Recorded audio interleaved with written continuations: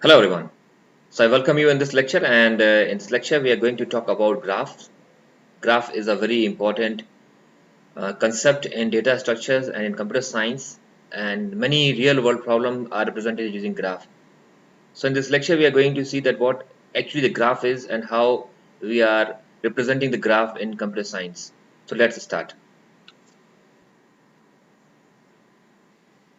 So let us first look to the definition of graph. Graph we are representing as a set that consists of two elements.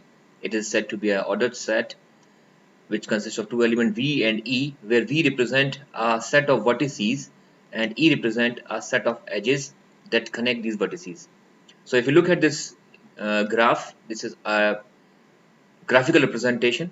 So if you look at this, we can say that the vertex set G is consisting of A, B, C, D and E.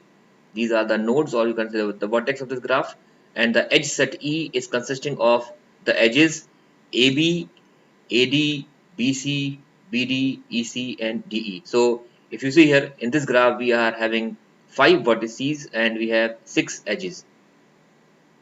Now graph can be directed or undirected. So undirected graph is a graph where we don't have any direction in the edges. So the vertex are simply connected by a line and does not contain any symbol like this which denotes the direction. So when you say that there is an edge from A to B, that means we have a path to move from A to B or B to A, means we have a connection to go in both the direction.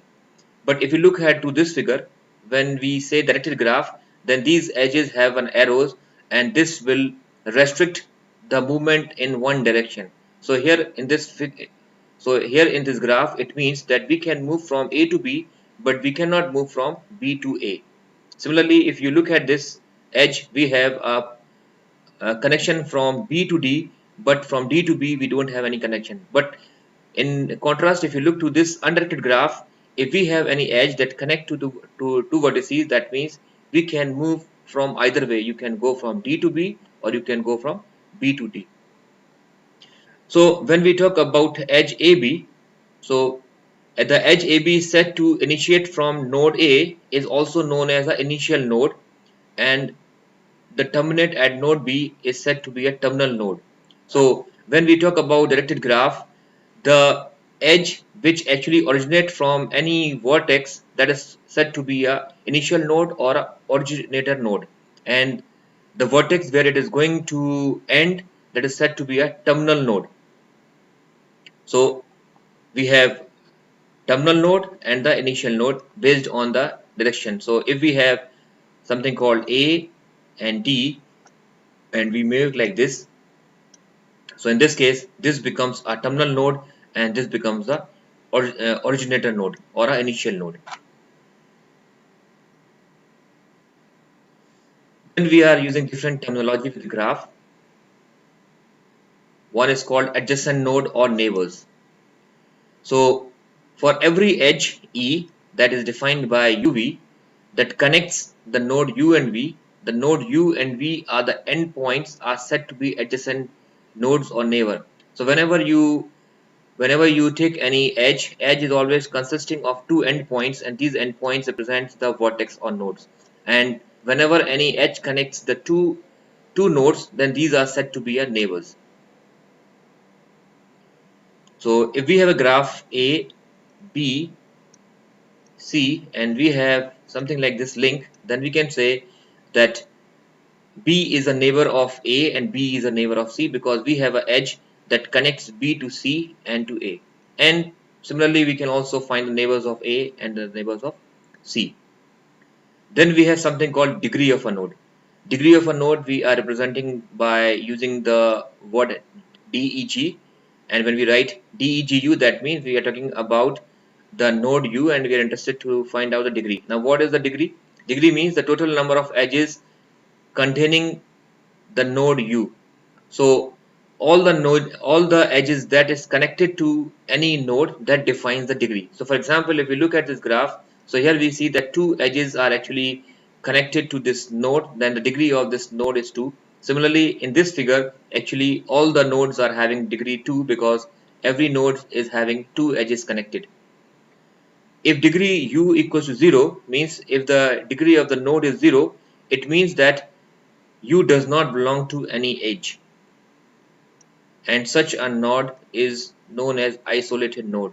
So if you find any node which does not connect to any edge, then that node is said to be isolated node. For example, if we have something like this, now here you can see that if you look at this graph and if you consider all these vertex, then we can say that this is an isolated node because this node or this vertex does not connect to any of the edge, whereas all these are having connection with some edges. The other terminology that we are using with the graph is the path.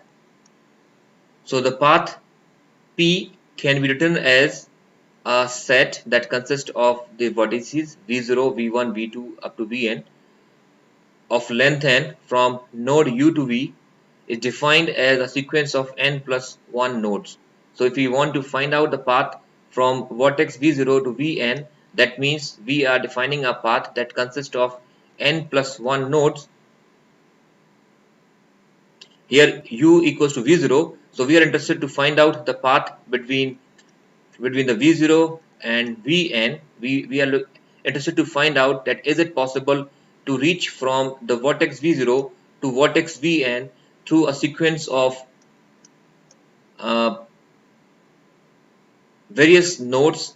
So if this is connecting to vn, then this is said to be a path. That means we are able to reach from v0 to vn through the sequence of these intermediate nodes, and this constitutes a path. So when we say the path from u to v, so here this v0 is representing our u and vn representing our v, and this path is only possible when it will have a intermediate path with every v0 connects to, or you can say the vi connects to vi minus 1, then only you can reach to vn. So that means that we are able to reach from v0 to v1, v1 to v2, v2 to v3, and then only you can reach to vn. So if you are able to reach from one vertex to another vertex, then we can say that the path exists between any two vertices. Then closed path. The path P is said to have a closed path if the edge has the same endpoint. So whenever we make a path from v0 to vn, and if vn is referring to v0, means if you start from v0 and goes back to v0, then it makes a closed path. Okay, so for example, if this is v0, v1, v2, v3, and then if we are defining a path something like this, that means it's a closed path.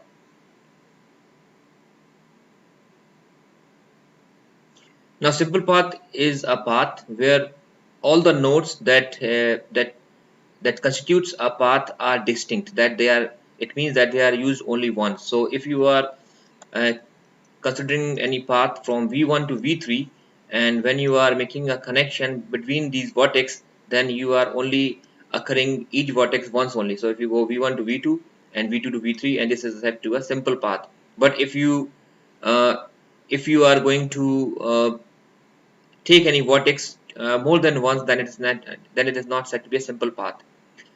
Now if the last vertex, if the last vertex is the same as the v1, then it is said to be a closed path. Means if I go from v1 to v2, v2 to v3, and then going back to the v1, then it is said to be a closed simple path. In this case only the vertex v1 has been repeated. So we have started from v1 and we are reaching to the v1, so only the v1 has allowed to be repeated. So in this case it is said to be a closed simple path.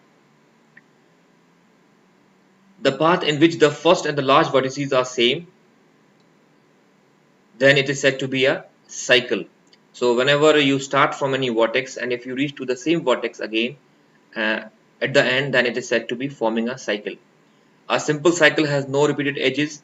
So when you make a cycle, when you talk about a simple cycle, then you are not going to repeat any edge. For example,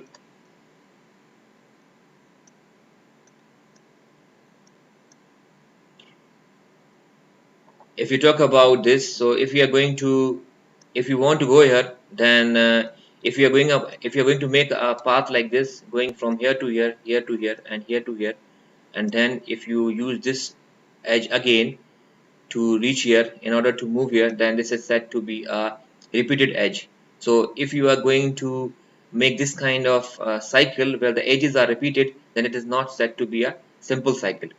Simple cycle means whenever you are allowed to make a cycle, you're allowed to make a closed loop, but the edges must not be repeated.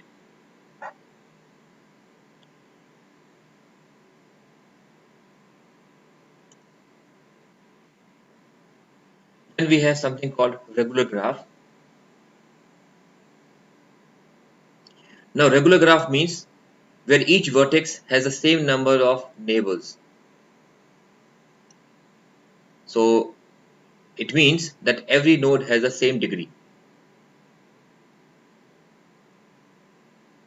So a regular graph with vertices of degree k is called a k-regular graph, or so either you can call it as a k-regular graph or a regular graph of degree k if every vertex will have uh, degree k, and the degree of a vertex means that how many edges are connected to that particular vertex. So when I say regular, that means all the vertex, all the node of a given graph will have same number of degree, or you can say it has the same number of neighbors. What does it mean? It means if you look to all these nodes and there is no edges connected with any of the nodes, we call it, this is a zero regular graph, or you can say 0 degree regular graph. Similarly, if you see here every, this is one graph where this is connected with the one neighbors, connected with one neighbor, connected with one neighbor, or you can say it has only one edge connected. So this is one regular graph.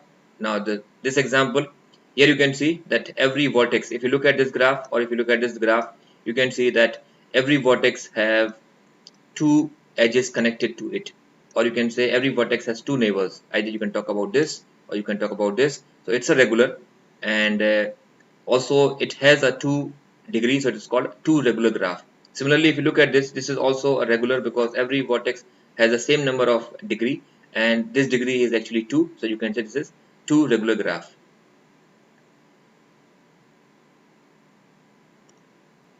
Now we have a connected graph. So a graph is said to be connected if for any two vertex in the vertex set you find a path from U to B, or you can say that there is no isolated nodes. So if you find any graph which has vertices and all vertices are actually connected, means there is no isolated vertices available in that graph, then the graph is said to be a connected graph. A connected graph that does not have any cycle is called a tree.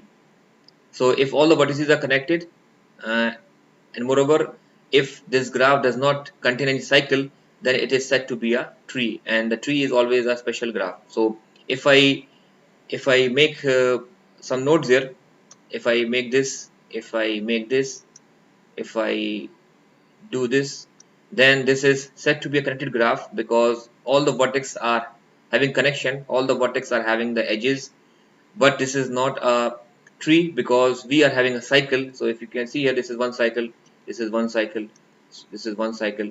So whenever any graph contains a cycle, then it is not said to be a tree. But if all the vertex are connected and there is no cycle present in the graph, then that graph is said to be a tree. For example, if you look here, there is no cycle formed in this graph and all the vertex are connected, so this is a tree.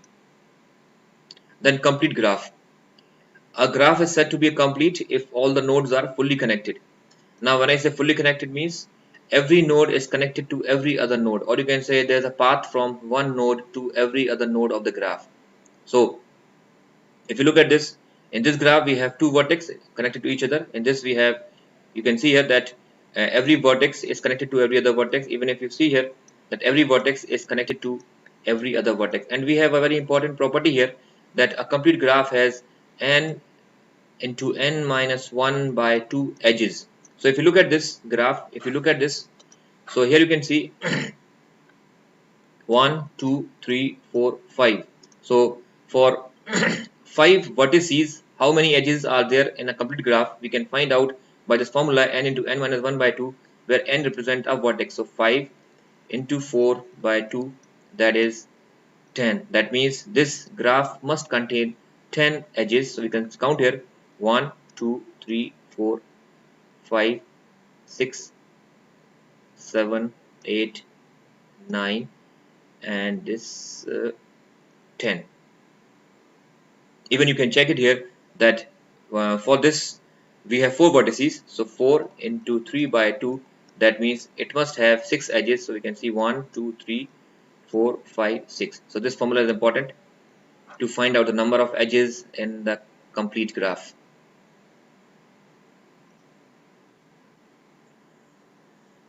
Then we have another concept called labeled graph or weighted graph. So far we have seen that there is an edge that connects the two vertices. We can also assign some value to these edges, and this value represent a weight of that edge. So if you look at this graph is having a connection, means we have a path from A to B. This is a directed graph, and it says that you can move from A to B, and the cost of moving is 3. Now this 3 can be anything. This the value which is shown on the edge can be anything. It may represent the cost in terms of time, in terms of money, in terms of effort. So what does it mean? It means, it says, the meaning of this 3 means that moving from A to B will take 3 hours, or it will take that moving from A to B will cost $3, or these graphs may be representing some different phases of any project. So if you move from phase A to phase B, then this must be the budget will required to move from one phase to another phase. So these values may be anything, depending on the meaning or the purpose for which this graph is being used. So here we are using this notation WE. W is actually used as a function that takes the edge as a parameter and will return the weight of that edge. So if I say W AB, so AB is the edge and it will give answer 3. So if I say W uh, EC, then the answer is 1, because the edge weight is 1 here when we move from E to C. Then we have multiple edges. So multiple edges means the distinct edges which connect the same endpoint are known as multiple edges. So if we have multiple edges which are actually connecting to the same endpoint, then it is said to be multiple edges, or you can also call it as a parallel edges. So if we have U and V, and then we have one line connected to these U and V, we are calling as E, and then we have another connection between U and V, and we are calling as a E dash. Then E and E dash are also said to be a parallel edges, and these are also called as a multiple edges between the two vertices. Then we have a concept called loop. Loop basically refers to an edge that has an identical endpoint. So if you have a if you have any vortex, and where your starting point or the origin and the termination node is the same, then it is said to be a loop. Multigraph, a graph with multiple edges and loop, is called a multigraph. So you can say if the graph is not simple, then it is said to be a multigraph. In a simple graph, we don't have any loop, but if your graph is allowed to have parallel edges or loops, then it's said to be a multigraph. So you can see here in this graph we have loop also, and in here you can see that we have also have a multiple edges or a parallel edges. So if the graph is allowed to have parallel edges, all the loops, then it is said to be a multigraph. Then size of the graph is determined by the number of edges in the graph. So if it is asked to find out what is the size of the graph, then we need to simply check how many edges are there. So if you look in this graph, so if we want to find out what is the size of the graph, then we simply count how many edges are there. So we have 6 edges are there, so the size of this graph is 6.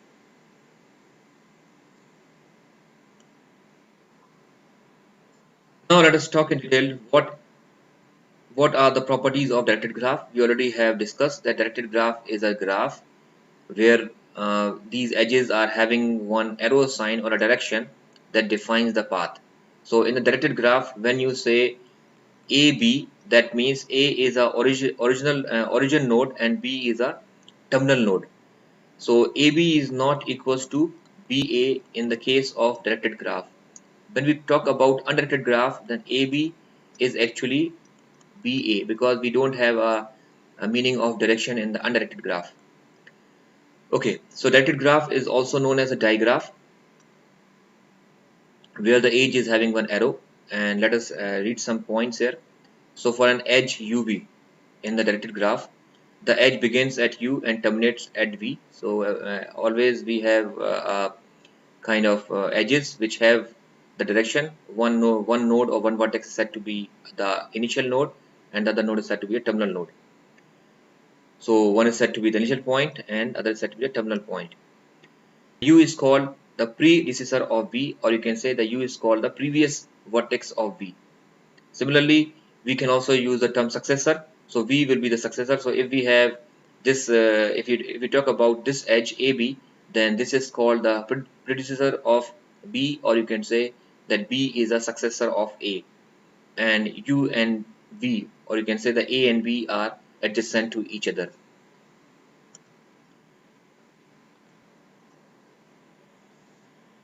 Then we have some more terms that we are using with directed graph. Out degree. So far we have seen degree. Degree means simply the number of edges that is connected to the vertex, but out degree is a number of edges that actually originate at U.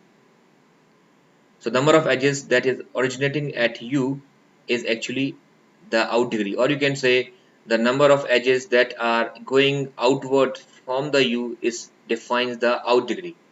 In degree is used in the reverse sense, and we are writing as in degree.